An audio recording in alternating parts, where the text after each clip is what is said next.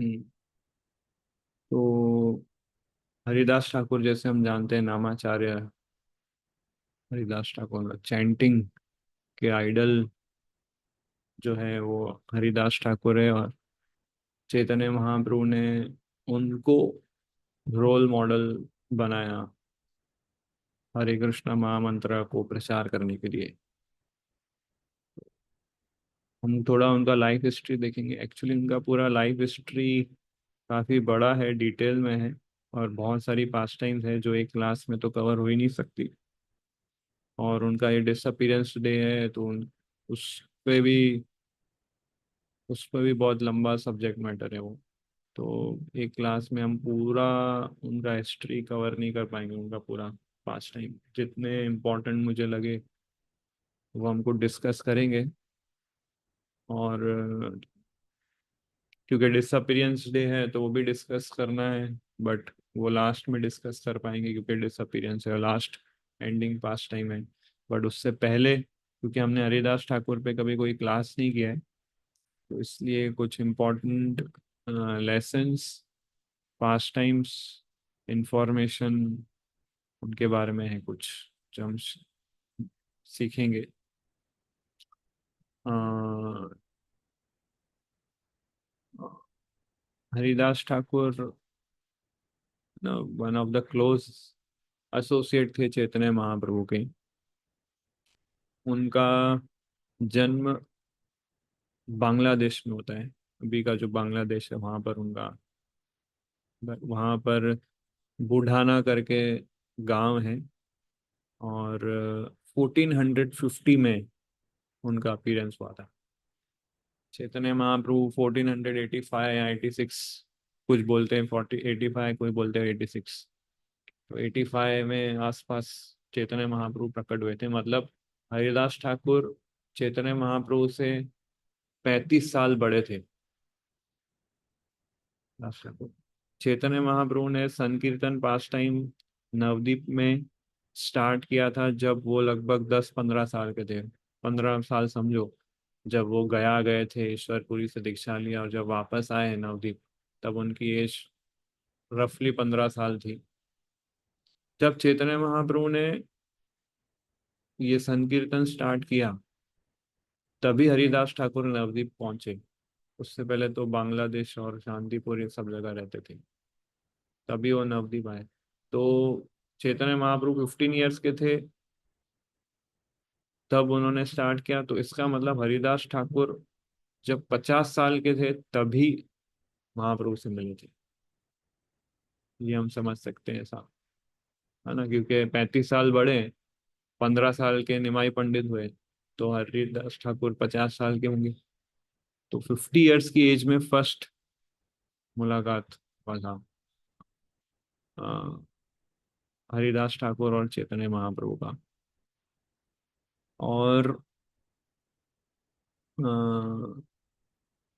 मुस्लिम परिवार में उनका जन्म हुआ था। और चैतन्य महाप्रभु से बड़े थे। तो ये सारे रीजंस है क्यों इन्होंने ऐसा अपीयरेंस दिया। भगवान के आदेश पे वो प्रकट हुए थे। तो चैतन्य महाप्रभु से बड़ी उम्र क्यों हुई थी उनकी, क्योंकि महाप्रभु, चैतन्य महाप्रभु उनको इंस्ट्रूमेंट बनाना चाहते थे हरि नाम को स्प्रेड करने के लिए, जिसके लिए वो प्रकट हुए थे, युग धर्म को फैलाने के लिए। तो आचार्य बनाना है तो एज बड़ी होनी चाहिए। ये मुझसे बड़े हैं, ये आचार्य को रोल प्ले कर सकते हैं, महाप्रभु ऐसा बोल सकते हैं। महाप्रभु के बाद आते तो ऐसा आचार्य नहीं बना पाते उनको। तो acharya has to be experienced personality. Muslim परिवार में क्यों जन्म हुआ, क्योंकि चैतन्य महाप्रभु ये बताना चाहते थे कि हरि नाम लेने के लिए कोई कास्ट, क्रीड, कलर, नेशनैलिटी नहीं चाहिए। कृष्णा भक्ति करने के लिए कोई रेस्ट्रिक्शंस नहीं है कृष्णा भक्ति करने के लिए। और जो सबसे लोएस्ट व्यक्ति है वो भी भगवान कृष्ण का कृपा पात्र बन सकता है। जो एकदम लोएस्ट व्यक्ति है वो भी इंस्ट्रूमेंट बन सकता है भगवान के हाथ में, भगवान की कृपा को बांटने के लिए। तो मुस्लिम परिवार में इसलिए उनका जन्म करवाया भगवान ने। और ऐसा भी बोलते हैं कि हरिदास ठाकुर जो है ब्रह्मा जी के एक्सपांशन, और कुछ बोलते हैं प्रहलाद महाराज के, दोनों के हैं। प्रहलाद महाराज और ब्रह्मा दोनों के अवतार माने जाते हैं हरिदास ठाकुर। एक्चुअल में हरिदास ठाकुर अपने आप में इटरनली नित्य सिद्ध व्यक्ति है, चैतन्य महाप्रभु की पास टाइम में। तो वो जब प्रकट हुए तो ब्रह्मा जी और प्रहलाद दोनों उनकी पर्सनालिटी में एंटर हुए। ऐसा है एक्चुअल फैक्ट। हरिदास ठाकुर अपने आप में ब्रह्मा जी का अवतार नहीं है, पर ब्रह्मा जी और प्रहलाद महाराज जैसे पर्सनालिटी उस पर्सनालिटी में प्रवेश किया जब हरिदास ठाकुर प्रकट हुए पृथ्वी पे। तो ये है ग्लोरी ऑफ हरिदास ठाकुर ना। तो वो तो इटरनली नित्य सिद्ध व्यक्ति है। अब ब्रह्मा जी ने क्यों हरिदास ठाकुर का रोल प्ले किया? क्योंकि हम जैसे स्टोरी जानते हैं, ब्रह्मा जी ने बहुत बड़ी मिस्टेक की थी कृष्णा लीला में। कृष्णा के ग्वालों को, सखाओं को सब चुरा लिया था, और फिर उनको बहुत पछतावा हुआ, और कृष्णा से प्रार्थना भी किया। कृष्णा ने उनको क्षमा भी कर दिया, पर ब्रह्मा जी को वो गिल्ट हमेशा सताता था।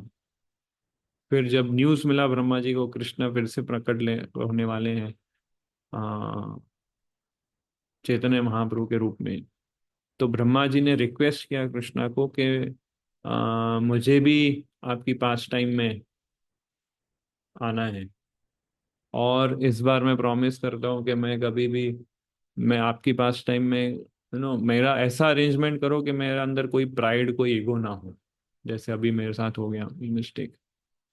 तो इसलिए फिर चैतन्य महाप्रभु ब्रह्मा जी को बोलते हैं आप हरिदास ठाकुर के रूप में जन्म लीजिए।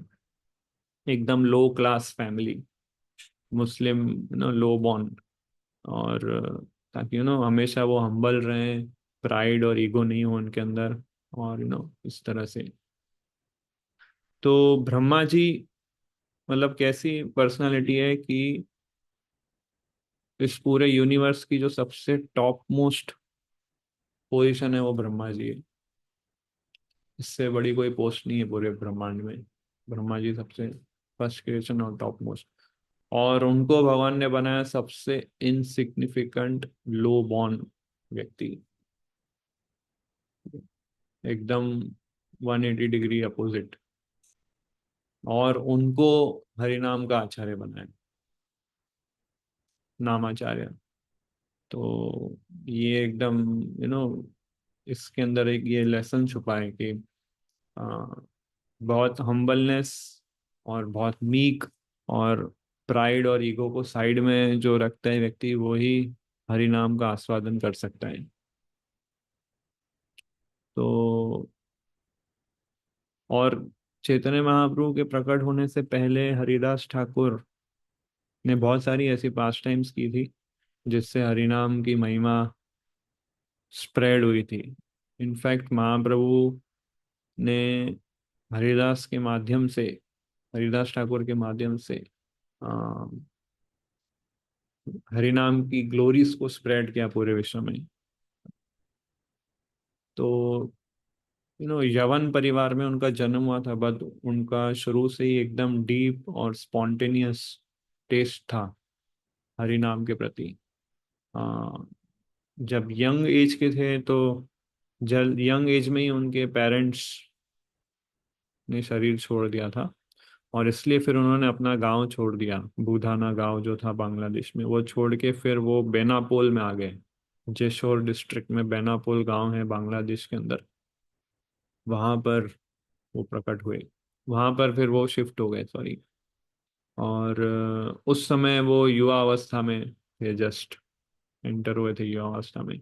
तो बेनापोल में एक सेक्लूडेड जगह पे, जंगलों के अंदर उन्होंने अपना एक कुटिया बनाया था, और वहां पर वो निरंतर नाम जप करते रहते थे।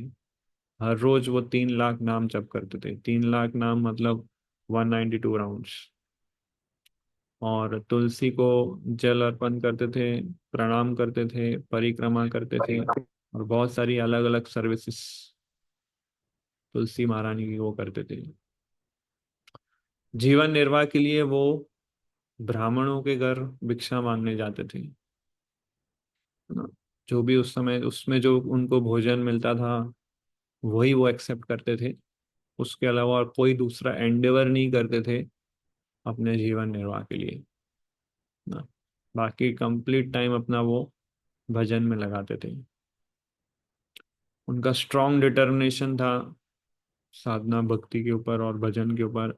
उनका स्ट्रॉन्ग डिटर्मिनेशन, उनके अंदर डिटैचमेंट और वैष्णव क्वालिटीज को देख के लोग उन पे बहुत फेथ रखते थे और हमेशा उनको सर्व करते थे।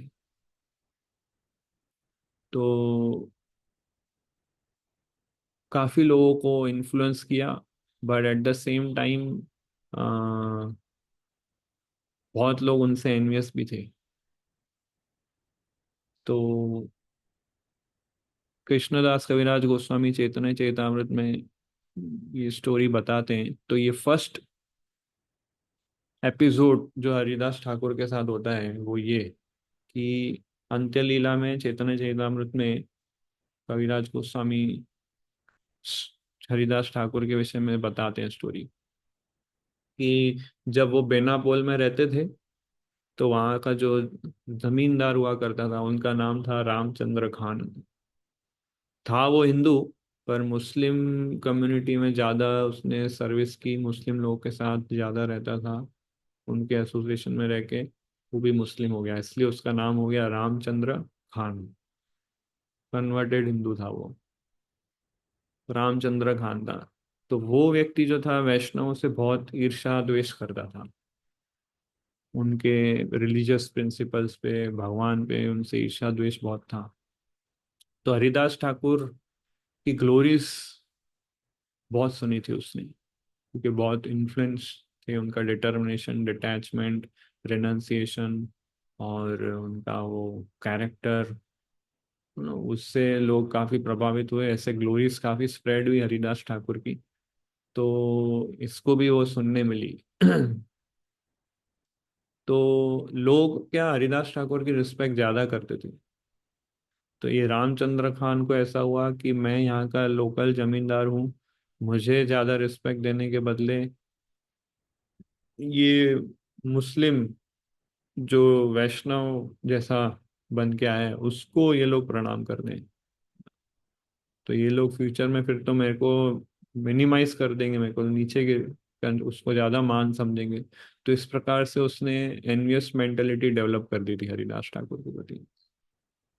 तो अ, तो उसने क्या, हरिदास ठाकुर को डिफेम करने का प्रयास किया रामचंद्र खान ने। तो उसके अंदर सबसे पहले तो फॉल्ट्स देखे, ढूंढने का प्रयास किया हरिदास ठाकुर के अंदर क्या क्या फॉल्ट है, लोगों को भेजता था हरिदास ठाकुर को ऑब्जर्व। एक्चुअली रामचंद्र खान और हरिदास ठाकुर दोनों कभी एक दूसरे को मिले नहीं थे, कभी इन दोनों ने एक दूसरे को नहीं देखा था। बट एनवियसनेस ऐसे डेवलप कर दिया रामचंद्र खान ने, तो वो क्या अपने आदमियों को भेजता था हरिदास ठाकुर को ऑब्जर्व करने, स्पाई के तौर पे। और लोग उसके जो आदमी थे वो हरिदास ठाकुर पे पूरा प्रयास करते थे कहाँ मिस्टेक, कहाँ फॉल्ट वो करता है, बट कोई भी मिस्टेक, कोई भी फॉल्ट उनको दिखा नहीं। रादर सब अच्छे वर्चुअस क्वालिटीज ही दिखते थे उनको। तो रामचंद्र खान को जब रिपोर्ट लेके आते थे तो बोलते थे, वो बताते थे पॉजिटिव, यही रिपोर्ट बताते कि ये तो बहुत अच्छा व्यक्ति है, अच्छा कैरेक्टर वाला है, और कोई भी दुर्गुण इसके अंदर दिखा नहीं, कोई फॉल्ट दिखा नहीं हमें। तो इसने फिर क्या, एक डिफेमेशन पूरा प्लान बनाया। तो उसने उस इलाके के जितने भी प्रोस्टिट्यूट्स थे उन सबको अपने महल में बुलाया। और उसने क्या समझा कि विश्वामित्र जैसा महान व्यक्ति वो मेनका के प्रभाव में आके उनका फॉल डाउन हो गया। तो ये तो एक इमेच्योर साधु है हरिदास ना। इसके अंदर चलो कोई फॉल्ट नहीं है, पर अपने उसको गिरा सकते हैं उसकी पोजीशन से। तो उसने सभी प्रोस्टिट्यूट को बुलाया और ये प्रोजेक्ट दिया उनको कि ये ऐसा है हरिदास ठाकुर, इसका हमें फॉल डाउन करवाना है। तो जितने भी प्रोस्टिट्यूट्स थे सब लोग उनके अंदर वो था कि हम ये इतना गलत काम नहीं कर सकते, हम ऑलरेडी इतना गलत काम कर रहे हैं, और किसी साधु को हम ऐसा डिस्ट्रैक्ट डेविएट और उसका फॉल डाउन कर रहे हैं, हमें और पाप लगेगा। तो हमको ये टास्क नहीं करना है। तो सब लोग मना कर रहे थे। बट उसमें से एक प्रोस्टिट्यूट ऐसी थी जिसने ये प्रोजेक्ट को हाथ में लिया, और वो उन सभी प्रोस्टिट्यूट में सबसे सुंदर और सबसे यू नो क्या बोलेंगे, बहुत ब्यूटीफुल और बहुत फेमस और बहुत कॉस्टली प्रोस्टिट्यूट थी वो। तो उसने बोला, उसका नाम था लक्ष्य हीरा, उस प्रोस्टिट्यूट का नाम। तो उसने बोला कि मैं ये टास्क लेने के लिए रेडी हूँ। तो मैं उस मुझे सिर्फ 3 दिन दीजिए, मैं 3 दिन में आपको पूरा काम करके दे दूंगी, और मैं उसको डाइवर्ट कर दूंगी उसके भजन से। तो ये सुन के रामचंद्र खान को, एक्चुअली ये सुन के भी रामचंद्र खान को ईर्ष्या होने लगी। क्यों? क्योंकि इतने सारे लोग मना कर रहे हैं और ये एग्री हो रही है, ऐसा क्या है हरिदास ठाकुर में? वो सुन के भी उसको लगा कि भाई, है ना, सब लोग मना कर रहे हैं और ये क्यों हाँ बोल रही है, मतलब बहुत एनवियसनेस थी उसके अंदर। तो रामचंद्र खान बोलते हैं कि मैं तुम्हें एक आदमी तुम्हारे पीछे भेजूंगा, फिर जब तुम हरिदास ठाकुर को पकड़ लोगी तो ये लोग हरिदास ठाकुर को रंगे हाथ पकड़ लेंगे तुम दोनों को। तो प्रॉस्टिट्यूट बोलती है कि पहले मुझे अकेले जाने दो, उसका संग प्राप्त करने दो, और जब सेकंड टाइम मैं जाऊंगी तब तुम्हारे आदमी को साथ में ले जाऊंगी। रामचंद्र खान अप्रूव करते उस प्लान को। फिर नेक्स्ट डे रात को प्रॉपरली अच्छे से सज धज के वो लक्ष्य हीरा जाती है हरिदास ठाकुर जिस कुटिया में जो भजन करते थे जंगलों में। और हरिदास ठाकुर तो वहाँ जप कर रहे थे एक्सटेसी में लाउडली हरे कृष्ण महामंत्र। तो जैसे वैसा ही सबसे पहले उसने बाहर तुलसी को देखा, तुलसी का प्लांट रखा हुआ है, उसको प्रणाम किया। फिर हरिदास ठाकुर को देखा, उसको प्रणाम किया। हरिदास ठाकुर कुटिया के अंदर बैठे थे, जप कर रहे थे। वो उस कुटिया में एंटर नहीं किया उसने, बाहर एंट्रेंस पे बैठ के उसने हरिदास ठाकुर को प्रणाम किया। तो ऐसा रीजन बताया जाता है कि क्यों वो एंटर नहीं हुई उस कुटिया में। एक रीजन तो ये है कि उस कॉटेज में हरिदास ठाकुर इतना शुद्ध नाम जप कर रहे थे कि वो इतना पावरफुल वाइब्रेशन और एनवायरनमेंट हो गया था कि उसको हेजिटेशन हो रही थी अंदर जाने के लिए। हरिदास ठाकुर का प्योर होली नेम ने उसको, उस एनवायरनमेंट को इतना पावरफुल बना दिया था कि ऐसा कोई नेगेटिव इंटेंशन वाला व्यक्ति जाए तो हेजिटेट करेगा जाने के लिए। इसलिए वो वहां पर ही बैठ गई, अंदर नहीं गई। उसको समहाउ फील हुआ कि कुछ मैं कुछ गलत कर रही हूँ, उसको अंदर से ऐसा फील हुआ। फर्स्ट टाइम ऐसा उसको फील हुआ। इतने लोगों के साथ उसने एसोसिएट किया, बट हरिदास ठाकुर के पास जब वो गई तब उसका ये चेंज थोड़ा आया। दूसरा रीजन कि जस्ट दूसरा रीजन ये कि क्यों वो एंटर हुई, क्योंकि वो जस्ट एक रिस्पेक्ट दिखाना चाहती थी हरिदास ठाकुर को, है ना, कि दूर से उधर गेट पे बैठ के, एंट्रेंस पे बैठ के प्रणाम करना, तो जस्ट रिस्पेक्ट देना चाहती थी हरिदास ठाकुर को। और तो फिर भी उसने दो चीजें की ना हरिदास ठाकुर के एसोसिएशन में। जैसे वो प्रोस्टिट्यूट आई तो दो चीज उसने की। एक, उसने तुलसी को प्रणाम किया, और दूसरा, महान वैष्णव हरिदास ठाकुर को प्रणाम किया। तो ये अज्ञात सुकृति उसकी वहां से शुरू हो गई। तो प्रणाम करने के बाद उधर रास्ते पे बैठ गई, और धीरे धीरे उसने अपने ऊपर के वस्त्र धीरे धीरे निकालना उसने स्टार्ट किए। हरिदास ठाकुर तो पूरे भजन में व्यस्त थे, और एक्सटेसी आंख में बंद थी और हरि नाम पूरा उनको सुनने में आ रहा था। तो उसको ऐसा लगा हरिदास ठाकुर तो देख ही नहीं रहे मुझे। फिर उसने बोलना स्टार्ट किया हरिदास ठाकुर को, ध्यान भटकाने के लिए। तो हरिदास ठाकुर को क्या बोलती है कि आप इतने यंग और हैंडसम हो, कोई भी स्त्री देख के आपसे अट्रैक्ट हो जाएगी। तो और मैंने जब से आपको देखा है मेरा माइंड बहुत डिस्टर्ब है, तो मैं आपका संग करना चाहती हूँ। तो हरिदास ठाकुर जब ये सुनते हैं तो उसको रिप्लाई क्या देते हैं कि यस मैं तुम्हें एक्सेप्ट करूंगा, बट मेरे क्या राउंड्स बाकी है, मेरा अभी तक चैंटिंग पूरा नहीं हुआ है।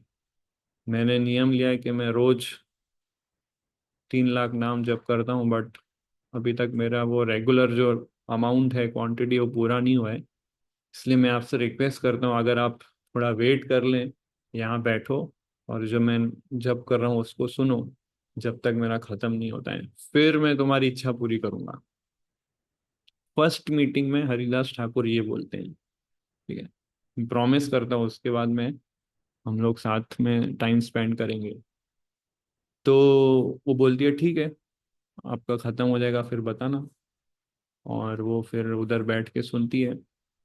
हरिदास ठाकुर को पूरा फेथ था कि अगर वो प्रोस्टिट्यूट उधर बैठेगी और हरिनाम सुनेगी तो उसका हार्ट क्लीन होगा, उसके अंदर जो लस्ट है वो क्लियर हो जाएगा, और उसके अंदर हरिनाम के प्रति रुचि डेवलप होगी। ये स्ट्रॉन्ग फेथ था हरिदास ठाकुर को।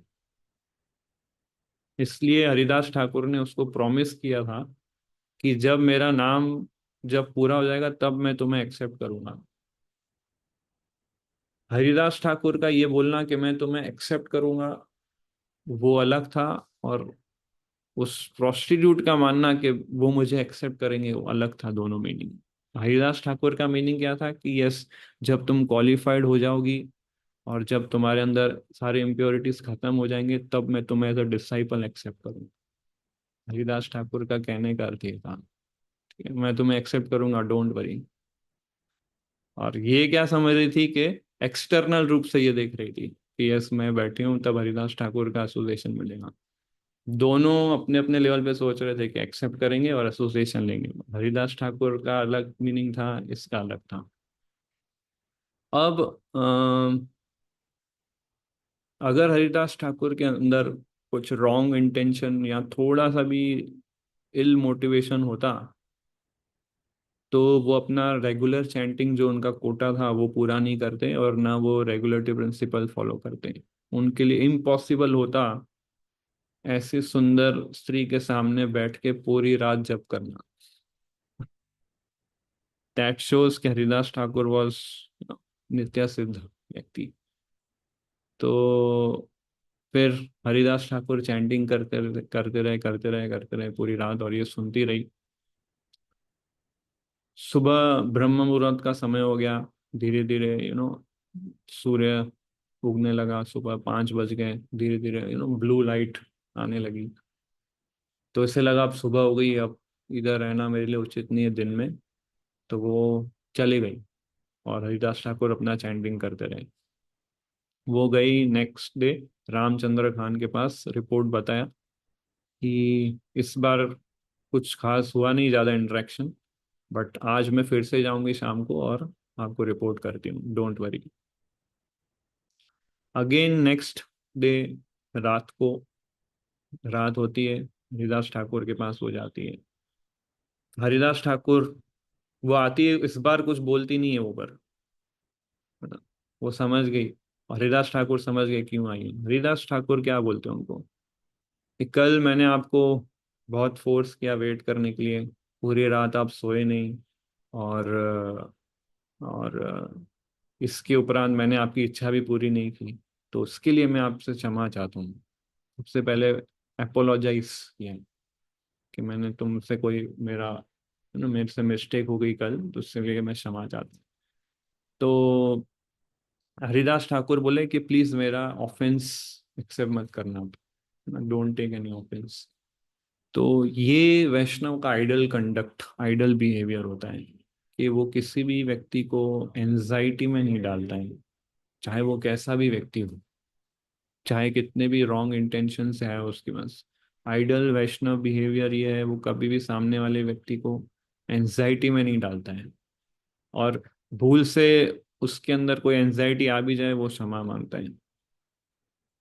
रीअश्योर किया हरिदास ठाकुर ने उसको, पहले तो अपोलोजाइज किया, उनसे क्षमा मांगा, और फिर रीअश्योर किया क्या, कि मैं सर्टनली इस बार मैं आपको एक्सेप्ट करूंगा, और मेरा मुझे पूरा भरोसा है कि आज मेरा जो कोटा है राउंड्स का वो पूरा हो जाएगा, इसलिए आप बैठो इधर सुनो, जब तक मैं जप कर रहा हूँ हरि नाम का, तुम्हारी इच्छा सारी पूरी, सारी इच्छाएं तुम्हारी पूरी होगी। सेकंड विजिट में हरिदास ठाकुर ने ये बोला, तुम्हारी सारी इच्छाएं पूरी होगी। ठीक है। तो अब वो वैश्या आई थी रामचंद्र खान के कहने पे हरिदास ठाकुर को डिस्ट्रैक्ट करने। अगर उसको सक्सेस मिलेगा तो उसको बहुत बड़ा धन राशि मिलेगा, जिससे वो अपनी सारी इच्छा पूरी कर सकती है। ठीक है? ये सोच रही थी वो प्रोस्टिट्यूट। हरिदास ठाकुर क्या बोले, डोंट वरी, तुम्हारी सारी इच्छा पूरी होगी। हरिदास ठाकुर भी यही बोले है ना। बट हरिदास ठाकुर क्या बोल रहे थे कि मैं तुम्हें ऐसा चिंतामणि दूंगा, ऐसा चिंतामणि दूंगा कि तुम्हें जो धन प्राप्त होने वाला होगा ना वो भी तुम्हें फीका लगेगा। डोंट वरी, तुम्हारी सारी इच्छा पूरी होगी। और वो चिंतामणि, वो टच स्टोन मिलने के बाद तुम्हें और किसी भी दूसरे व्यक्ति से कुछ मांगना नहीं पड़ेगा। ये था उनका अर्थ। तो हरिदास ठाकुर कितने ग्लोरियस पर्सनालिटी है कि ऐसा व्यक्ति जो उनको नुकसान पहुंचाने आए हैं, उनके लिए वो अच्छा सोच रहे हैं। बट वो कैलिबर भी था उनके अंदर, वो प्योरिटी भी थी उनके अंदर, हर व्यक्ति ऐसा नहीं कर सकता। अब ये हम बिल्कुल इमेजिन ही नहीं कर सकते, अगर कोई व्यक्ति हरिदास ठाकुर को जेन्युइन और सिंसियर हार्ट से उनको शेल्टर ले तो उनका कैसा उद्धार करेंगे। तो इसका इस तरह से उद्धार करने का सोच रहे हैं तो जेन्युइनली व्यक्ति लेगा उसका तो क्या, है ना। जैसे एक एक पॉट होता है, उसके अंदर दूध है, घड़ा, मिट्टी का घड़ा है, उसके अंदर दूध है, उसको आप पत्थर मारो तो क्या होगा, क्या होगा, हाँ दूध बाहर निकलेगा, राइट।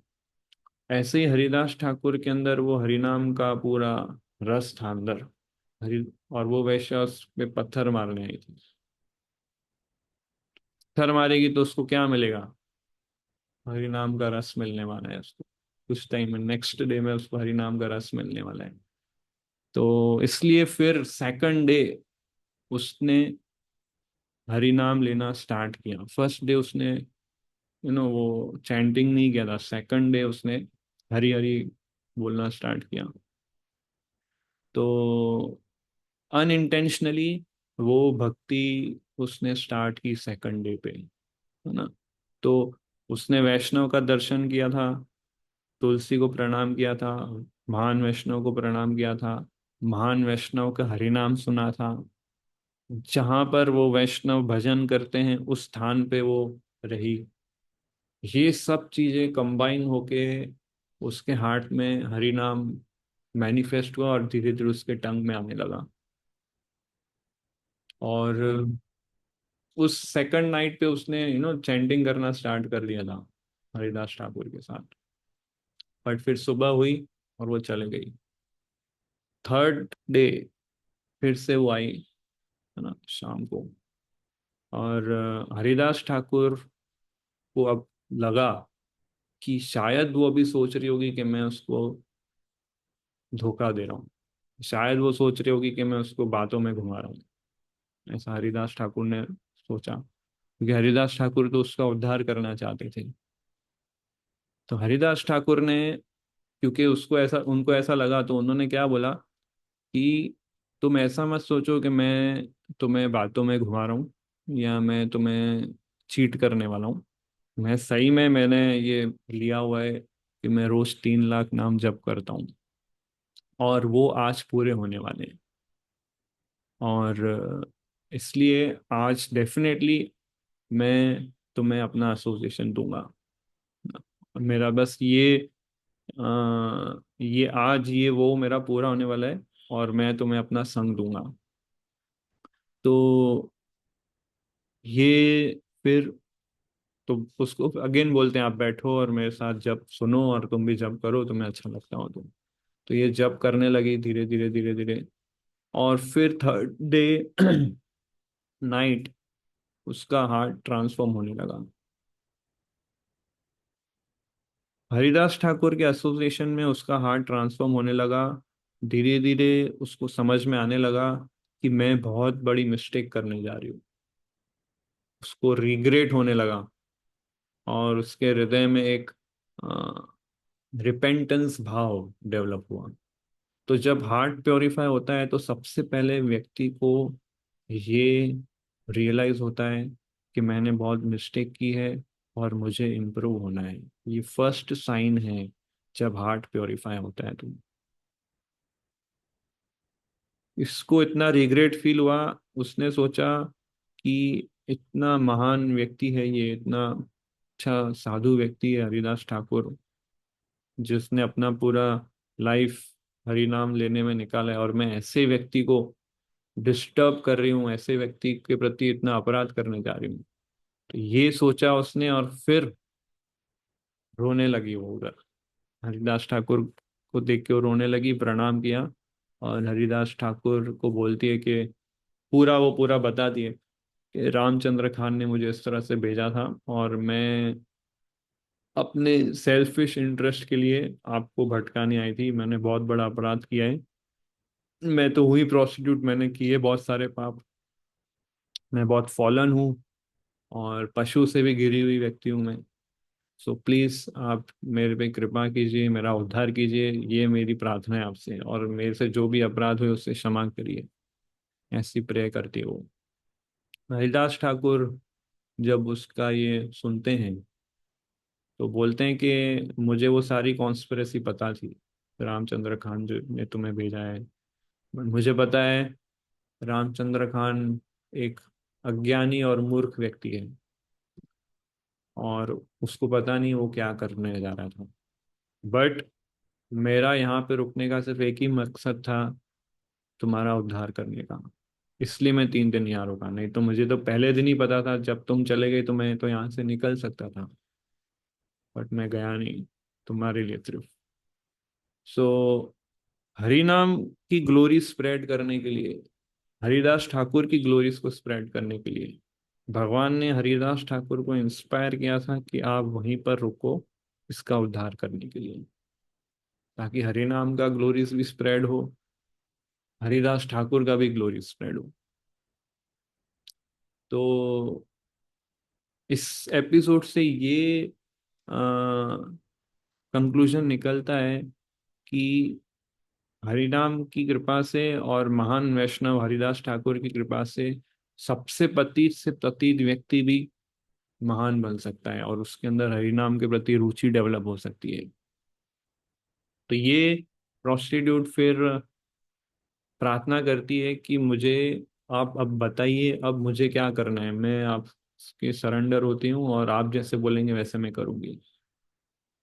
ये वो प्रोस्टिट्यूट होती है जो उस पूरे सभा में सबसे फेमस होती है, उसको उन्होंने कन्वर्ट किया। तो हरिदास ठाकुर 4 इंस्ट्रक्शंस देते हैं उनको। सबसे पहले कि तुम्हारे पास जितना भी धन है, जितना भी सब कुछ है, वो सब ब्राह्मणों में बांट दो। दूसरा, ये कुटिया में तुम रहना शुरू कर दो। अब सब छोड़, सब बांट दो। सेकंड, तुम यहाँ पर आके रहो। तीसरा, निरंतर हरिनाम जप करो। चौथा, तुलसी की सेवा करो। ये चीज करने से तुरंत तुम्हें कृष्ण के चरण कमल प्राप्त होंगे, और सारी मटेरियल बॉन्डेज से तुम मुक्त हो जाओगी। तो इस प्रकार से हरिदास ठाकुर उस वैश्या को हरिनाम दीक्षा देते हैं, और उसका उद्धार करते हैं। वहां पे वो फिर जो वैश्या होती है, वो सब कुछ जैसा बोला था उनके गुरु ने कि जितना भी उसके पास धन राशि था सब डिस्ट्रीब्यूट कर दिया। बिना ये चिंता किए कि फ्यूचर में मेरा क्या होगा। इतना फेथ उसके अंदर आ गया था, without worrying for her future. उसने अपना हेड शेव भी कर दिया था पूरा। फेमस पिक्चर पेंटिंग आपने देखा होगा। हेड शेव कर दिया, सिर्फ एक ही कपड़ा पहनती थी, और उस कुटिया में रहती थी जो हरिदास ठाकुर जहाँ रहते थे। और हर रोज वो भी 3 लाख नाम जप करती थी, तुलसी को प्रणाम करती थी, और उतना ही वो खाती थी जितना उसको सामने से मिलता था, और नहीं तो वो भूखी रहती थी।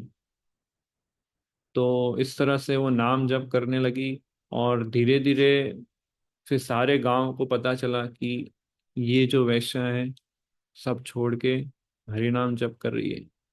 इसने अपने अपना हेड शेव भी कर दिया, सोचो उसने। Not an easy for a women कि वो अपना हेड शेव कर ले। और वो वुमेन जो जिसका जिसका प्रोफेशन ही उसकी ब्यूटी पे चलता था, है ना।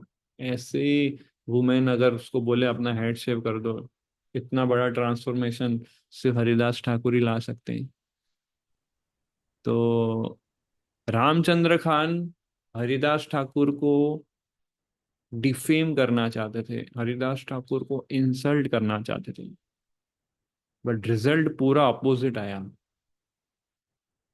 रिजल्ट क्या आया कि हरिदास ठाकुर का ग्लोरीज और स्प्रेड हो गया।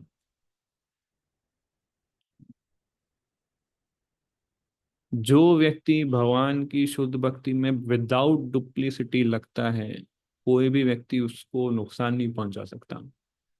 एक्सटर्नल रूप से यू नो उसको हार्म कोई कर सकता है, बट इंटर हमेशा उसका ग्लोरी स्प्रेड ही होगा अगर वो without duplicity with good intention भगवान की सेवा में लगता है तो। तो रामचंद्र खान ने ये ऑफेंस किया था हरिदास ठाकुर के प्रति। रामचंद्र खान के हृदय में वो अपराध का बीज एंटर हो गया, जो धीरे धीरे वृक्ष में कन्वर्ट होने वाला था। तो फिर आगे क्या होता है, हरिदास ठाकुर तो वहां से चले जाते हैं उसको भक्त बना के। कुछ टाइम के बाद उस गांव में नित्यानंद प्रभु आते हैं। अब नित्यानंद प्रभु अपने प्रीचिंग करते करते गॉड देश में जो महाप्रभु ने उनको इंस्ट्रक्शन, है ना, नित्यानंद प्रभु आते हैं और अपने एसोसिएट्स के साथ, और वो रामचंद्र खान के घर में, उनके उनका कैसा घर का अरेंजमेंट कैसा था कि जब एंटर करो तो एक दुर्गा मंडप बना होता है उनका पहला को, एक मैदान में, फिर उनका घर होता है अंदर। तो वो एंटर करते हैं और दुर्गा मंडप पे बैठ जाते हैं अपने एसोसिएट्स के साथ। रामचंद्र खान को उनके सर्वेंट्स लोग अंदर न्यूज़ पहुंचाते हैं कि इस प्रकार से नित्यानंद को अपने फॉलोअर्स के साथ आए हैं, तो क्या करना है। रामचंद्र खान बोलते हैं कि उनको वहां से बोलो चले जाए। उनका सेवक आता है नित्यानंद प्रभु के पास, बोलता है कि रामचंद्र खान ने मुझे भेजा है। उन्होंने बोला कि ये स्थान आपके लिए नहीं है, आप लोग इधर से चले जाओ। मैं आपको एक और स्थान बताता हूँ, हमारा इधर एक गौशाला है, उसका शेड है, उसके नीचे आप लोग रहो। तो ये इंसल्ट किया उसने नित्यानंद प्रभु का इस प्रकार से। उनका अच्छा स्वागत करने के बदले बोल रहा है गौशाला में जाकर रहो, वहाँ खाली जगह है। नित्यानंद प्रभु को जब सुनते हैं उनको बहुत गुस्सा आता है, रामचंद्र खान पे बहुत क्रोधित हो जाते हैं। और एक्चुअल में नित्यानंद प्रभु का आने का पर्पस क्या था, रामचंद्र खान को पनिश करने के लिए, क्योंकि हरिदास ठाकुर का ऑफेंस किया होता है उन्होंने। इस पर्पस से वो आए थे।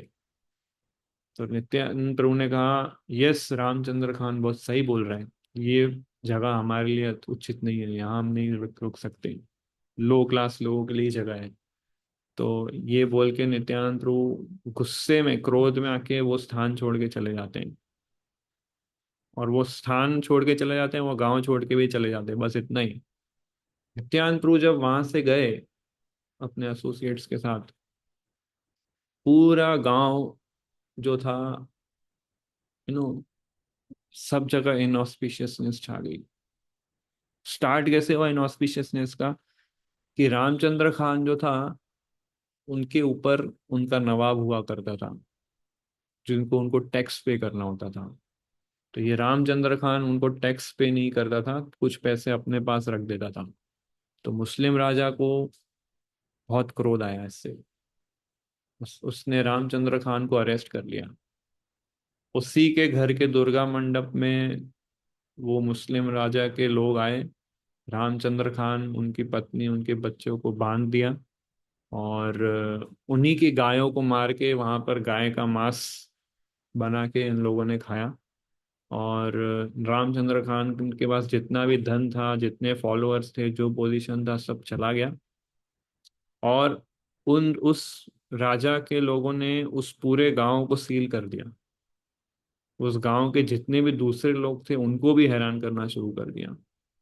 सारे गांव वाले सब इतने सफरिंग में थे, सब लोग कष्ट पीड़ा कर रहे थे। तो एक व्यक्ति जिसने वैष्णव अपराध किया, उसकी वजह से पूरे गांव को सफर करना पड़ा। क्यों ऐसा?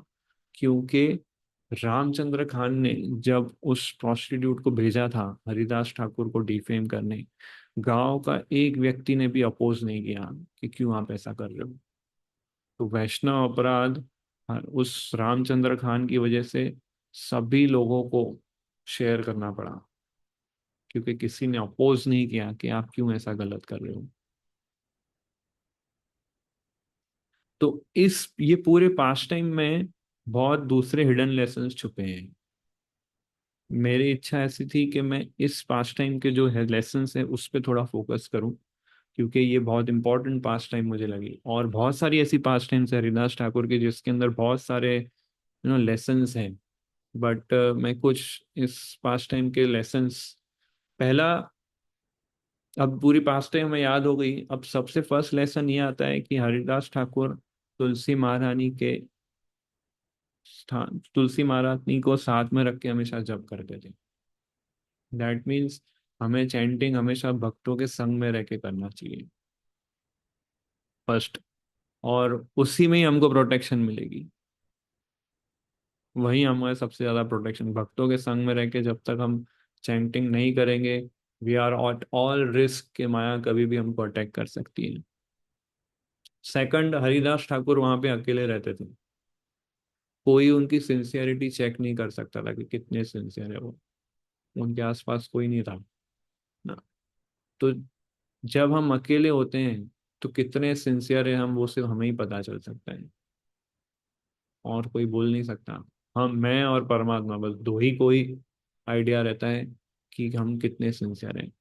तो जब हम अकेले होते हैं तो हम कितने सिंसियर हैं हमें पता चलता है। बट हम जब लोगों के आसपास होते हैं तो हम दिखाते हैं लोगों को कि वी आर सिंसियर। हम ध्यान से जप करेंगे ताकि लोग मुझे समझे मैं सिंसियर हूँ, है ना। अपना नेम फेम के पीछे भागते हैं हम।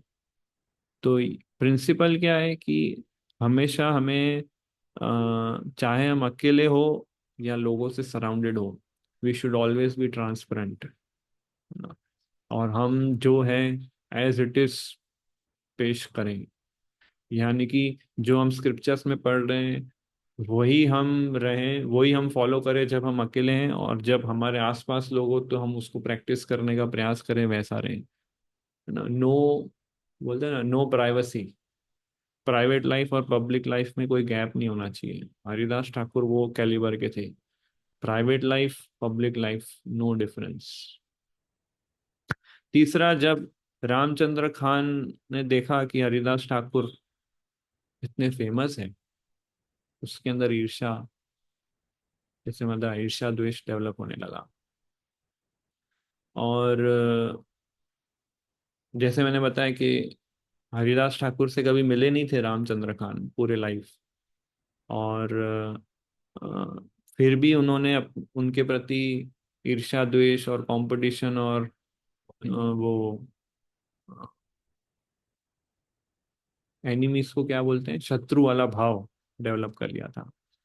तो चाहे हम कितने भी प्योर डिवोटी बन जाएं, चाहे हम कितने भी सिंसियर, सीरियस और अच्छे कैरेक्टर वाले व्यक्ति हो, हमेशा हमारे शत्रु रहेंगे। आप जितना अच्छा कार्य करोगे, जितनी अच्छी भक्ति करोगे, हमेशा कुछ लोग ऐसे रहेंगे जो आपको डिस्टर्ब करेंगे, और जो आपको परेशान करेंगे और जो प्लान बनाएंगे आपके फॉल डाउन का, ऐसे रहेंगे। हम सेल्फिश और सेल्फ सेंटर्ड सोसाइटी में रह रहे हैं। We are in the material world, जहाँ सेल्फिश लोग रहते हैं और सेल्फ सेंटर्ड लोग रहते हैं, स्वार्थी लोग रहते हैं। तो प्योर डिवोटी, चाहे हम प्योर डिवोटी ही क्यों ना बन जाएं, कुछ लोग रहेंगे जो प्लान करेंगे आपको डिस्टर्ब करने का, डिस्ट्रैक्ट करने का, और आपको फॉल डाउन करेंगे। फोर्थ लेसन, हमें डिस्टर्ब नहीं होना है ऐसे लोगों से। हरिदास ठाकुर हमेशा जब चैंटिंग करते थे, एक शेल्टर मूड में, कि हरि नाम का आश्रय ग्रहण करना है ना, वो आश्रय वाले मूड में, शेल्टर ले रहे हैं, उस मूड में चैंटिंग कर लेते हैं। बट हमारा कैसा है कि हम चैंटिंग रिचुअलिस्टिकली करते हैं, और शेल्टर किसकी लेते हैं? माया की। हार्ट हमने माया को दे दिया है, पर रिचुअल हम कृष्णा को रिचुअली हम फॉलो कर रहे हैं। बट अपोजिट होना चाहिए, हार्ट कृष्णा को देना चाहिए और माया को जस्ट रिचुअली हमें ड्यूटीज फुलफिल करनी चाहिए। एक और इम्पोर्टेंट लेसन कि रामचंद्र खान ने प्रोस्टिट्यूट को भेजा हरिदास ठाकुर का फॉल डाउन के लिए। उस समय जो एक्चुअली उस समय तो था ही ऐसा कल्चर कि जो साधु लोग होते थे वो बहुत रिस्पेक्ट होता था, उनको लोग रिस्पेक्ट करते थे बिकॉज ऑफ देयर कैरेक्टर। तो ये बात रामचंद्र खान को पता थी, इसलिए उसने प्रोस्टिट्यूट को भेजा था हरिदास ठाकुर को, डिस्ट्रैक्ट करने के लिए। और बट हरिदास ठाकुर का कैरेक्टर बहुत स्ट्रांग था, इंटेंशन बहुत डीप था उनका। हरिदास ठाकुर, क्योंकि इंटेंशन इतना डीप था, इसलिए उस वैश्या का प्रभाव हरिदास ठाकुर पे नहीं पड़ा, रादर हरिदास ठाकुर का प्रभाव उस वैश्या पे पड़ा।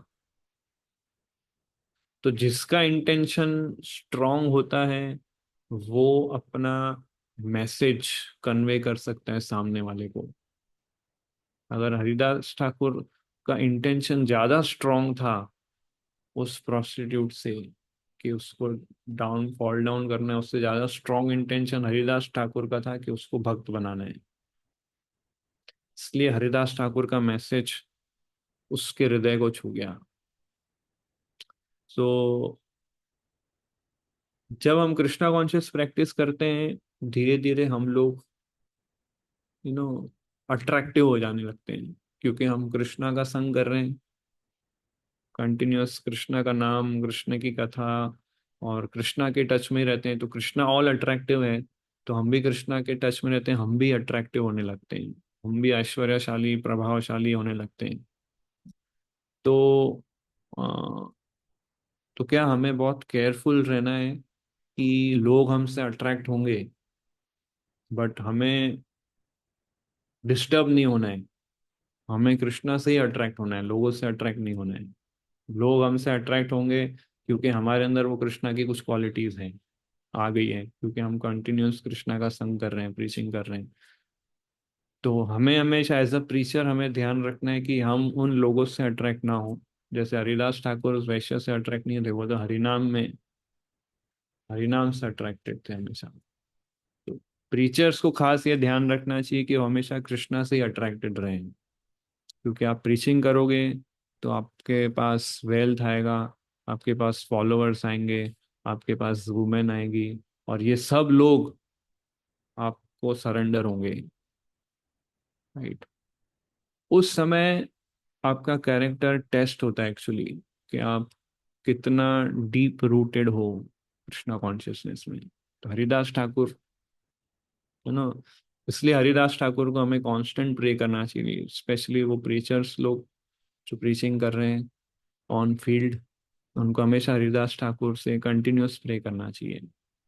Haridas Thakur, he was very respectful towards that prostitute. Haridas Thakur ने नो ऐसा उसको क्रोध नहीं दिखाया, ना उसको श्राप दिया कि तुम्हें पता नहीं, तुम्हें शर्म नहीं है, तुम ऐसा कर रही हो। ऐसा नहीं बोला हरिदास ठाकुर ने। क्यों? क्योंकि वो he was really chanting holy name. तो जो व्यक्ति सिंसियरली हर रोज हरिनाम जप करता है वो कभी भी किसी से क्रोधित नहीं होगा, भले वो उससे रॉन्ग इंटेंशन से आए फिर भी। This is the power of actually Haridas Thakur से हमें ये सबसे इंपॉर्टेंट लेसन सीखना है कि जो शुद्ध नाम जप करता है उसका बिहेवियर कैसा होता है। तो हरिदास ठाकुर ने वो एकदम इल फीलिंग और एकदम वो गुस्से वाला फीलिंग नहीं दिखाया उसके प्रति, ना उसको कर्ज किया। तीन क्वालिटीज हरिदास ठाकुर ने मैनिफेस्ट की उस समय। He was very respectful towards women जो आई थी। सेकंड, आइडल बिहेवियर रखते थे वो, आइडल बिहेवियर उन्होंने प्रस्तुत किया। तीसरा, ही वॉज कॉशियस ऑल्सो, सतर्क, है ना, ऑन, मतलब उनका इंटेलिजेंस और वो सब, वो बह नहीं गए उस माहौल में। ही वॉज, उन्हें पता था क्या करना है, विवेक उनका एकदम था। तो तीन क्वालिटीज उन्होंने मैनिफेस्ट की।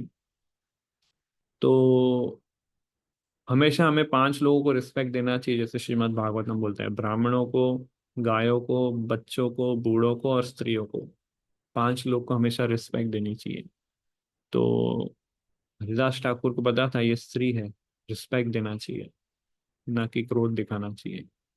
तो रिस्पेक्ट था, आइडल बिहेवियर था कि आप यहाँ बैठिए, मेरा नाम जब बाकी है, मेरा जब पूरा होगा तब मैं तुम्हें एसोसिएशन दूंगा। तो ये आइडल बिहेवियर है कि पहले अपने राउंड्स, अपनी ड्यूटीज फुलफिल करनी है, बाद में नेक्स्ट। तीसरा, ही वॉज कॉशियस ऑल्सो, कि ज्यादा वो क्लोज एसोसिएशन नहीं लेना है ना, जितना मेरा पर्पस है उसको भक्त बनाना उतना ही। अनदर लेसन कि जब हरिदास ठाकुर ने उसको डिवोटी बना दिया, ये एक्चुअली बहुत बड़ा मिरेकल था।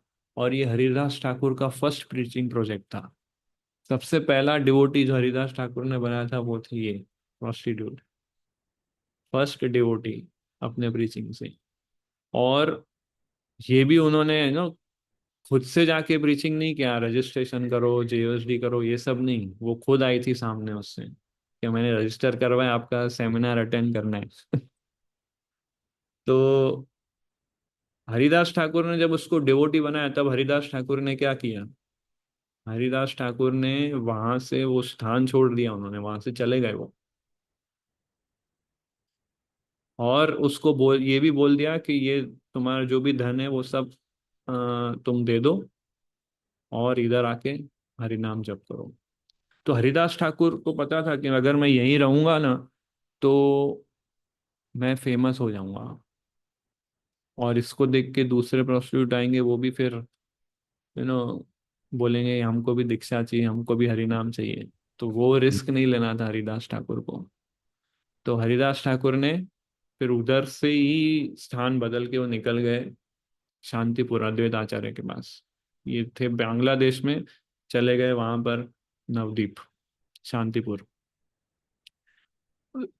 भक्ति सिद्धांत श्री ठाकुर इस पॉइंट पे वैसा बताते हैं कि जो गुरु जो होता है वो कभी भी अपने शिष्य के धन को एंजॉय नहीं करता है। गुरु का सबसे इम्पोर्टेंट कंसर्न, मेन कंसर्न ये रहता है कि वो अपने शिष्य के धन को कृष्णा की सेवा में लगा सके, अपने धन को कृष्णा की सेवा में लगाए रखें। ये गुरु का कंसर्न रहता है। तो भक्ति सिद्धांत श्री ठाकुर लिखते हैं इसके अंदर कि इसमें दक्षिणा के ऊपर कुछ लिखते हैं, ऐसा परपोर्ट में कहा था, हाँ, दक्षिणा, कि गुरु, ये जो शिष्य है गुरु को दक्षिणा देता है। दक्षिणा मीन्स डोनेशन, बट दक्षिणा मतलब साउथ डायरेक्शन, दक्षिण, है ना, दक्षिण दिशा। तो साउथ डायरेक्शन में क्या है? साउथ डायरेक्शन में यम लोग है। अगर गुरु शिष्य के दक्षिणा को अपने यूज के लिए, अपने लिए यूज करेगा तो यम लोग जाएगा वो। ऐसा भक्ति सिद्धांत श्री ठाकुर लिखते हैं। इसलिए दक्षिणा वर्ड आया है ये, कि हमें जो भी दक्षिणा मिलती है उसको हमें कृष्णा की सर्विस में लगाने, नहीं तो हमें दक्षिण दिशा में जाना पड़ेगा। सो इसलिए ऐसा अरेंजमेंट, इसलिए जो वैष्णव गुरुज जो होते हैं उनका कंसर्न ये रहता है कि वो अपने डिसाइपल्स के ईगो को क्लीन करें, और उनके पास जो मटेरियल पोजीशन है उसको प्योरीफाई करें, और वो खुद कृष्णा से अट्रैक्ट हो, ऐसा ये पर्पस रहता है वैष्णव गुरुज का। तो अ, ये कुछ इम्पोर्टेंट लेसन्स इसमें से हम डिराइव कर सकते हैं। और हरिदास ठाकुर का जो फेम था, जो वो प्रसिद्ध हो गए और ये एपिसोड के बाद, तो एक्चुअली लोगों के अंदर उनके प्रति फेथ और बढ़ गया। लोगों के प्रति उनके शरणागति भाव, उनके प्रति सेवा भाव और बढ़ गया। मतलब pure fame, pure glory spread हुई थी। तो हम भी प्रीचिंग करते हैं जब, तो हमें प्रीचिंग ये इंटेंशन से नहीं करना चाहिए कि ये जब भक्त बनेगा तब मैं फेमस हो जाऊंगा, ये इस कॉलेज का फर्स्ट रैंकर है, इसको भक्त बनाओ, ये भक्त बन गया तो सारा कॉलेज भक्त बन जाएगा और मैं भी फेमस हो जाऊंगा। या फिर हम लोग वीडियोस बनाते हैं, यूट्यूब पे रखते हैं, इंस्टाग्राम पे रखते हैं ताकि मैं और फेमस बन जाऊं, है ना? तो प्योर फेम, प्योर ग्लोरी किसको बोलते हैं? प्योर फेम उसको बोलते हैं कि जब लोग आपको देखें या लोग आपके बारे में सुने तो उनके अंदर कृष्णा के प्रति फेथ बढ़ना चाहिए। जब लोग आपका एसोसिएशन लें, जब लोग आपके बारे में सुने, लोग आपको देखें या लोग आपसे सुने, तो उनके अंदर कृष्णा के प्रति फेम, कृष्णा के प्रति फेथ बढ़ना चाहिए। माया से ज्यादा फेथ उनको कृष्णा के प्रति बढ़ना चाहिए। इसको बोलते हैं pure fame, pure glory, pure character. तो जिस व्यक्ति का कैरेक्टर अच्छा है वही अच्छा प्रीचिंग कर सकता है, और उसी का ही प्योर फेम, प्योर नेम हो सकता है। And last and most important lesson, कि वैष्णव अपराध से हमें बचना चाहिए। नित्यानंद प्रभु आए थे बाद में, और रामचंद्र खान को, इस तरह से रामचंद्र खान ने महान भक्त हरिदास ठाकुर का भी ऑफेंस किया, और भगवान नित्यानंद प्रभु का भी ऑफेंस किया, और एक झटके में सब कुछ चला गया। तो भगवान अपना ऑफेंस टॉलरेट कर सकते हैं, पर उनके शुद्ध भक्तों के प्रति ऑफेंस टॉलरेट नहीं कर सकते। तो ये जब एपिसोड जब खत्म हुआ और फिर वहां से निकले, तो हरिदास ठाकुर पहुंचे एक जगह पर, उसका नाम मैं भूल गया। एक सेकंड, बेनापोल में थे वो।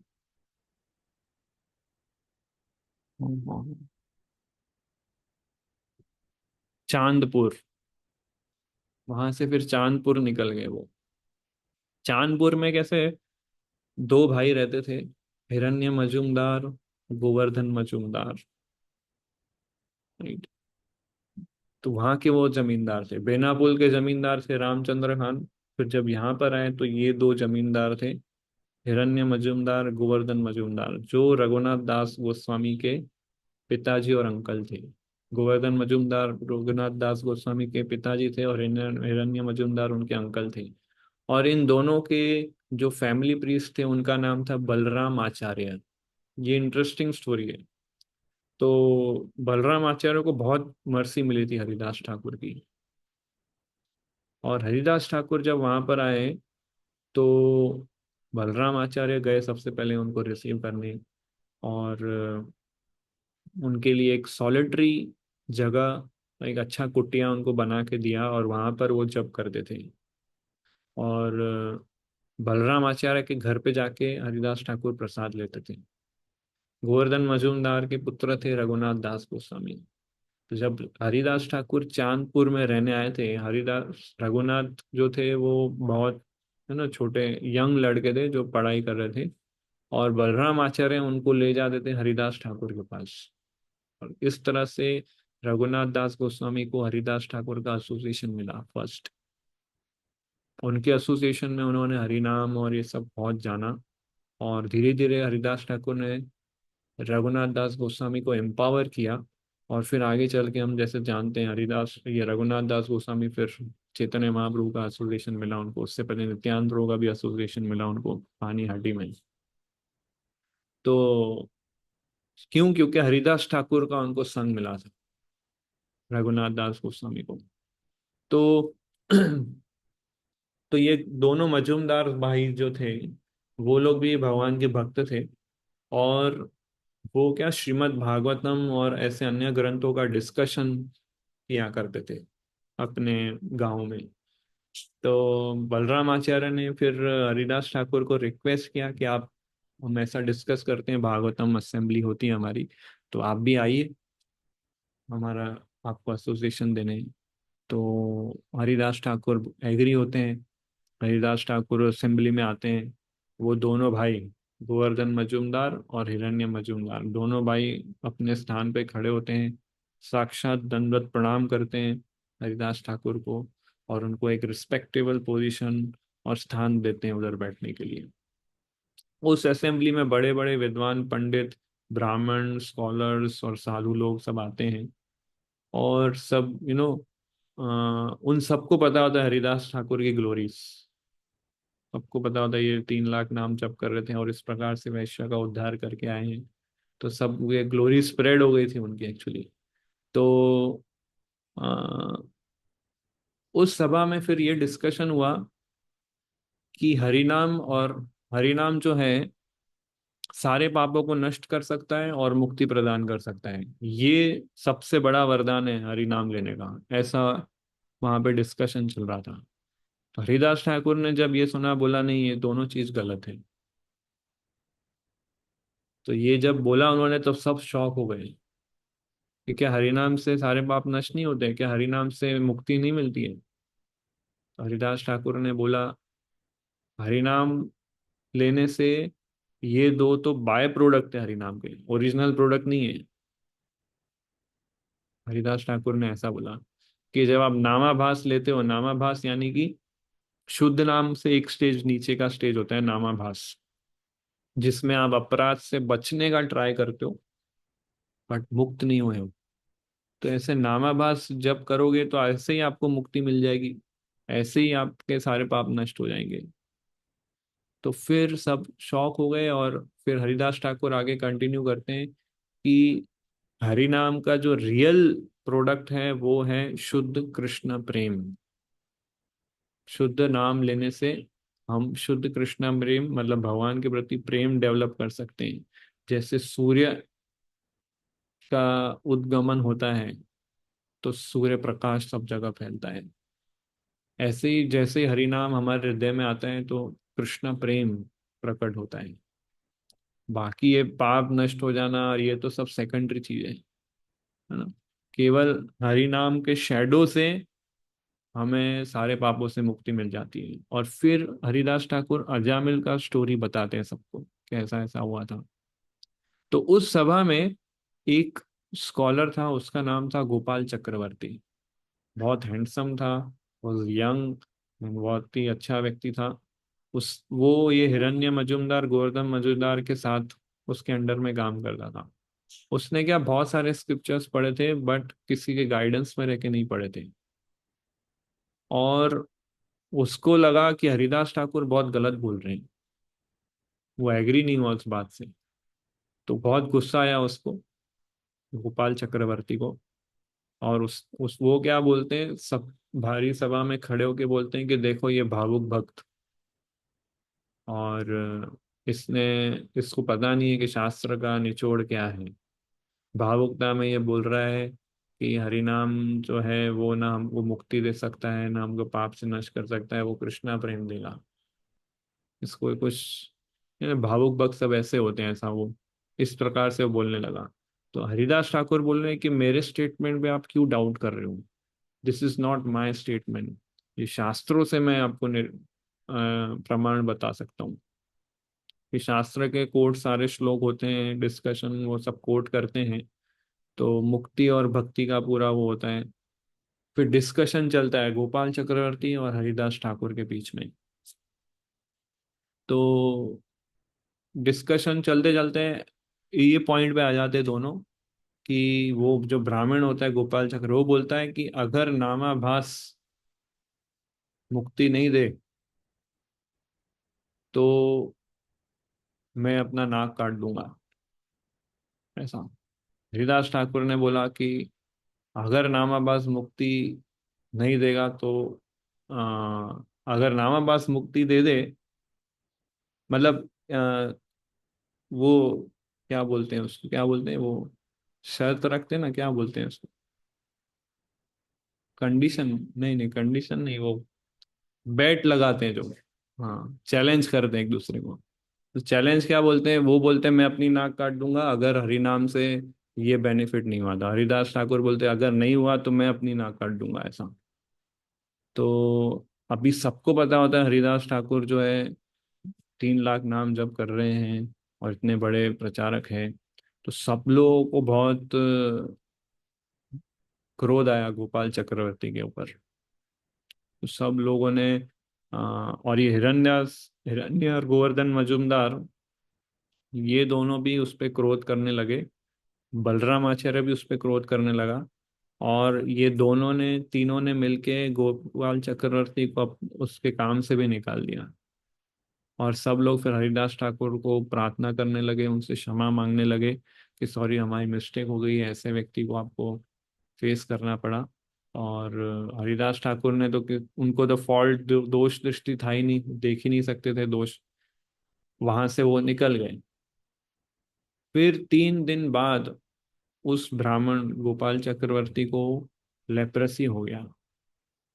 और क्योंकि वो इतना हैंडसम और ब्यूटीफुल था, उसको लेप्रेसी, ऐसे व्यक्ति को लेप्रेसी हो जाए वो बहुत बहुत अगली दिखने लगता है, बहुत खराब दिखता है वो, लेप्रेसी। और उस बीमारी की वजह से उसका जो नाक होता है वो भी धीरे धीरे शेप चेंज होने लगा, वो भी कटने लगा, धीरे धीरे मेल्ट होने लगा डिजीज की वजह से। तो लोगों को फिर ये पता चला कि ये क्योंकि इसने इतना ऑफेंस किया हरिदास ठाकुर का, इसलिए इसके साथ ये हाल हुआ है। हरिदास ठाकुर ने कोई ऑफेंस लिया नहीं था उस ब्राह्मण का, गोपाल चक्रवर्ती का। जब हरिदास ठाकुर को पता चलता है कि गोपाल चक्रवर्ती का ये हाल हुआ है, हरिदास ठाकुर को बहुत दुख होता है ये सुन के। उसको बहुत, उनको बहुत सॉरी फील होता है। और बलराम आचार्य आके उनको सारा सब कुछ बताते हैं। और फिर वहां से भी वो निकल जाते हैं हरिदास ठाकुर। एक्चुअली ऐसे महान भक्त को जब पता चलता है कि उनकी वजह से किसी को पनिशमेंट मिला है, किसी को ऑफेंस मिला, तो उनको बहुत दुख होता है। तो इसलिए हरिदास ठाकुर वो चांदपुर भी छोड़ के निकल गए। वहां से फिर वो जाते हैं शांतिपुर। तो पहले बेनापुल में रहे, रामचंद्र खान की एनियसनेस की वजह से वहां से निकल गए। फिर चांदपुर आए, गोपाल चक्रवर्ती के एनियसनेस की वजह से शांतिपुर चले गए। शांतिपुर में अद्वैत आचार्य आते हैं। तो वहां पे भी बहुत लंबी स्टोरी है, वी आर एट 9:15 नाउ। मुझे पता नहीं खत्म तो कब होगा इसके, तो आगे तो बहुत स्टोरी है। अभी तो डिसअपीयरेंस वाली तो स्टोरी बोली नहीं है मैंने, क्योंकि हमने आज सुबह डिसअपीयरेंस वाली स्टोरी सुनी भागवतम क्लास में, इसलिए मैंने सोचा फिर कुछ और बताते हैं। अद्वैत आचार्य के यहाँ पहुंचते हैं और उधर वो पास टाइम होती है 22 बाजारों में पीटने वाली। तो हरिदास ठाकुर जहाँ जहाँ गए उनको बहुत प्रॉब्लम फेस हुई। फिर उनको 22 बाजारों में पीटा गया। फिर उसके बाद आगे स्टोरी आती है कि एक एक गुफा में जब कर रहे थे तो उधर सांप रहता था, उसका इतना जहर उनको टॉलरेट करना पड़ा। और फिर वो एक पास टाइम है। फिर उसके बाद स्वयं माया देवी आती है उनका टेस्ट करने। स्वयं माया देवी, जैसे वो प्रोस्टिट्यूट आई थी ऐसे सेम माया देवी आती है, सेम पैटर्न में उनका टेस्ट होता है 3 दिन। और फिर उनको भी वो भक्त बना दिए। तो माया देवी भी आती है साक्षात और वो माया देवी इस फॉर्म में आती है कि ब्रह्मा जी भी उनको देखे ना, अट्रैक्ट हो जाए, शिव जी भी देखे ना, इल्यूजन में आ जाए। इतनी इतनी ब्यूटीफुल फॉर्म में आई वो। बट हरिदास ठाकुर डिस्टर्ब नहीं हुए, क्योंकि हरिनाम में उनको उतना टेस्ट था। तो जो व्यक्ति हरिनाम लेता है, उसको वो फेथ होना चाहिए कि माया उसको कुछ बिगाड़ नहीं सकती। ये प्रूव करके दिखाया हरिदास ठाकुर ने। फेथ होना चाहिए वो। तो अ, हरिदास, ये अद्वैत आचार्य वाला मैं फिर कभी बताऊंगा, वो श्राद्ध वाला और उनको वो देते हैं वो। बट माया देवी वाला एक, मैं जस्ट ब्रीफ में, 3 दिन तक वो हर बार आती है माया देवी, और ये हर बार बोलते हैं कि मेरा जब बाकी है, मेरा जब बाकी है। वो बोले कि आप नेक्स्ट डे आओ। तो नेक्स्ट डे ऐसे 3 दिन आई। तो ये भी कृष्ण का नाम सुनते सुनते और वैष्णव का दर्शन करते करते माया देवी का भी हृदय शुद्ध होने लगा। उसको भी हरि नाम के प्रति टेस्ट धीरे धीरे डेवलप होने लगा। वो भी फिर प्रे करने लगी कि मुझे भी आप हरि नाम में कुछ इंस्ट्रक्शंस दो, मुझे भी आपकी तरह शुद्ध बनना है। तो माया देवी ये भी बोली कि कुछ समय पहले मैं राम नाम लिया करती थी शिव जी से। शिव जी राम नाम जप करते थे, तो शिव जी से उनको राम नाम मिला था। माया देवी मतलब पार्वती एक ही है। तो अ, राम नाम जप करने से मुक्ति मिलती है, बट कृष्ण नाम जप करने से प्रेम मिलता है। तो इसलिए मुझे अभी कृष्ण नाम चाहिए, माया देवी ऐसा बोलती है। तो वो बोले आप ही दे सकते हैं। तो हरिदास ठाकुर, जो जो कृपा के सागर है, उन्होंने माया देवी को फिर हरिनाम दीक्षा दिया। माया देवी के गुरु है हरिदास ठाकुर। तो अगर कोई, जैसे मैंने बताया, अगर कोई व्यक्ति अपराध रहित रह के नाम जप करता है, तो ये इम्पॉसिबल है कि माया उसको डिस्टर्ब करे, प्रोवाइडेड वो ऑफेंसलेस चैंटिंग करे। हरिदास ठाकुर इस मटेरियल वर्ल्ड में प्रकट हुए ये एग्जाम्पल सेट करने के लिए कि अगर आपकी सारी इंद्रियां कृष्ण की सेवा में लगी है, माया अपना बेस्ट एफर्ट डालेगी तो भी आपको डिस्टर्ब नहीं कर सकती। जैसे हिमालय पे आप पत्थर फेंको, हिमालय को हिला सकते हो क्या पत्थर फेंक? ऐसा अटेम्प्ट हो जाता है माया के लिए फिर। आप प्रोवाइडेड आप ऑफेंसलेस जब करते हो और अपनी इंद्रियों को हमेशा कृष्णा में लगा के रखते हो। माया आपको अटैक करेगी मीन्स माया के लिए क्या हुआ कि हिमालय पे पत्थर फेंकना के हिमालय को हिलाएंगे। तो ऐसा नहीं होगा। तो चैतन्य महाप्रभु जब प्रकट हुए थे, सारे महान पर्सनालिटीज, ब्रह्मा शिवा चार कुमार, ये सब पृथ्वी पे आए थे कृष्ण प्रेम लेने के लिए। ये सारी महान पर्सनालिटीज आए थे। सारे महान भक्त भी आए थे, नारद मुनि, प्रहलाद महाराज, स्वयं लक्ष्मी देवी, ये सब लोग कृष्ण प्रेम लेने के लिए आए थे। इनफैक्ट स्वयं भगवान कृष्ण भी आए थे कृष्ण प्रेम का आस्वादन करने। तो माया देवी क्यों नहीं आएगी कृष्ण प्रेम लेने? वो भी आई थी। वो आई थी इस पास टाइम में हरिदास ठाकुर को टेस्ट करके, और हरिदास ठाकुर से इनिशिएशन लिया उन्होंने। तो इसलिए जैसे मैंने कुछ टाइम पहले बताया था कि अ, हरिदास ठाकुर की जय अगर हम ऐसा बोलते हैं तो माया देवी हमारा टेस्ट नहीं लेगी ना।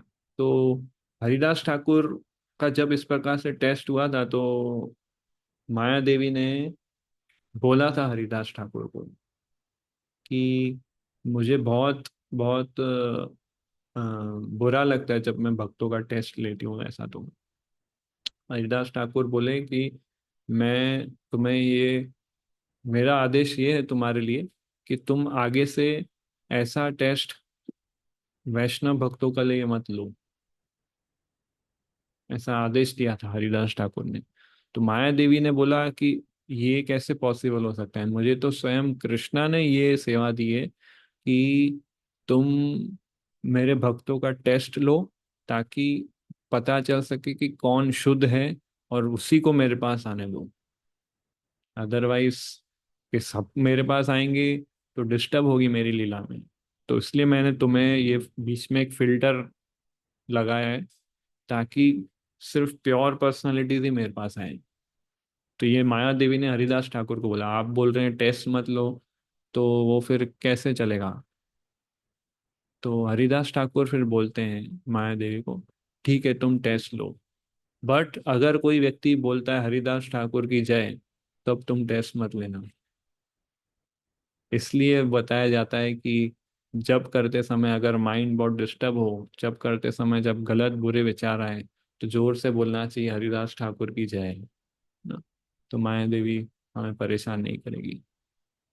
तो ये ये इंस्ट्रक्शन माया देवी को मिल चुका है उनके गुरु से, उनके गुरु महाराज से, हरिदास ठाकुर से। तो माया देवी जब सुनती है अपने गुरु का नाम कि कौन बुला रहा है हरिदास ठाकुर की जय, तुरंत वो अलर्ट हो जाती है। तो ये ब्लेसिंग, ये बेनेडिक्शन सभी भक्तों को दिए मिल चुका है हरिदास ठाकुर के माध्यम से ही। और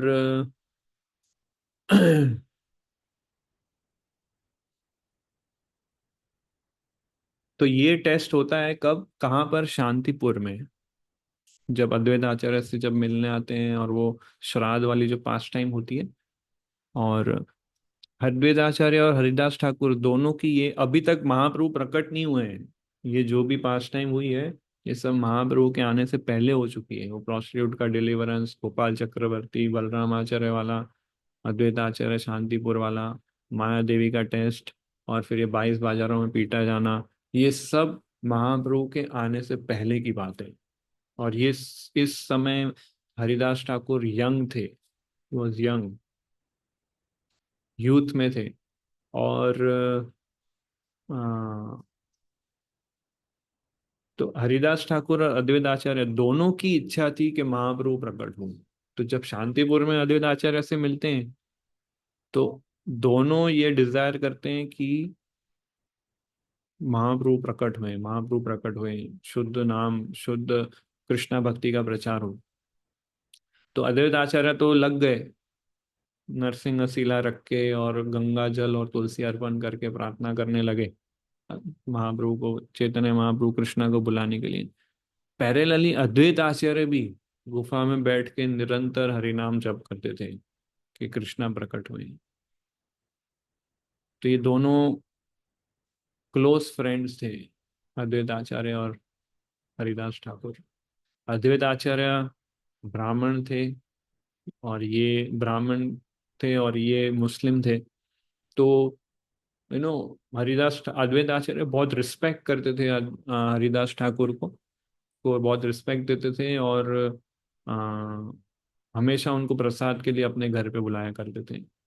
उनके लिए उन्होंने एक स्पेशल गुफा बनाई थी शांतिपुर में, और वहां बैठ के उनको जप करने के लिए बोला करते थे। तो हर रोज प्रसाद के लिए बुलाते थे। तो हरिदास ठाकुर उनको पूछते थे कि अद्वैत आचार्य, आप मुझे रोज ऐसे प्रसाद के लिए बुलाते हैं, आपके लिए अच्छा नहीं है। बोले क्यों, आप देखो इतने सारे ब्राह्मण हैं, इतने सारे स्कॉलर लोग हैं आसपास, उन सबको आप इनवाइट नहीं कर रहे हो, उन सबको साइड में रख के आप मुझे इनवाइट कर रहे हो, मुझे प्रसाद दे रहे हो, तो लोग आप पे उंगली उठाएंगे, लोग आपको गलत समझेंगे, और आप लीडर हो वैष्णव के। तो अद्वैत आचार्य ने बोला कि मैं जो भी कर रहा हूँ शास्त्रों के अकॉर्डिंग ही कर रहा हूँ, उसमें कुछ गलत नहीं कर रहा हूँ।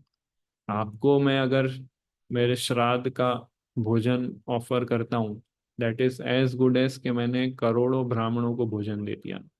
ऐसा फिर वो हरिदास ठाकुर को बोलते हैं, क्योंकि हरिदास ठाकुर प्योर वैष्णव थे। तो आपको भोजन दे दिया मीन्स करोड़ों ब्राह्मणों को मैंने भोजन दे दिया। तो इस प्रकार से उन्होंने श्राद्ध को सेलिब्रेट किया।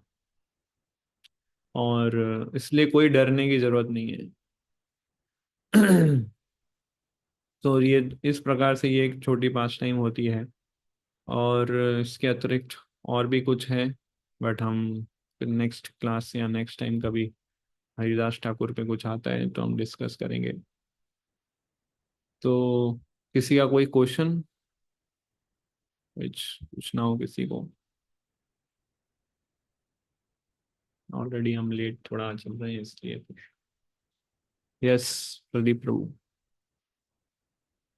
प्रभु, जो आपने बोला था कि अ, हरिदास ठाकुर को चैलेंज किया था कि वो नाक कटाने वाला, तो हम हम्म। ऐसा समझ सकते हैं कि उसने इनडायरेक्टली हरि नाम को ही चैलेंज दे दिया था। हाँ यस, क्योंकि हरि नाम पे उसको श्रद्धा नहीं थी ना, कि शुद्ध नाम का रियल प्रोडक्ट क्या है। वो उसको ही बस इतना ही पता था, शुद्ध नाम मतलब मुक्ति मिलना। उसके आगे का स्टेज उसको नहीं पता था कि मुक्ति के ऊपर भी कुछ है। तो उसने वो अ, हरि नाम की ग्लोरीज को मिनिमाइज कर दिया था गोपाल चक्रवर्ती ने। तो मिनिमाइज करना वो भी अपराध है। ठीक है। हरे कृष्ण। इस उमंग प्रभु। सो प्रभु, वैष्णव जो शुद्ध वैष्णव होते हैं उनको चैलेंज करना भी वैष्णव अपराध माना जाता है? हाँ, शुद्ध भक्त को कभी चैलेंज नहीं करना चाहिए। उनको हमें हमेशा सबमिसिव और सरेंडर मूड में इंक्वायरी करनी चाहिए उनसे। चैलेंज नहीं करना चाहिए, वो ऑफेंस में आता है। तद विधि प्रणिपातेन परिप्रश्नेन सेवया। इस तरह। अंडरस्टूड प्रभु। हम्म। हरे कृष्ण। ओके, सो यहाँ हम एंड करते हैं। और भी बहुत कुछ है, हरिदास ठाकुर का डिसअपियरेंस कथा भी हम डिस्कस नहीं कर पाए, बट आने वाले कभी होगा तो हम डिस्कस करेंगे। हरिदास ठाकुर की, शिला जय प्रभुपाद। हरे कृष्णा। जय। Hare thank you. कृष्ण। हरे कृष्ण।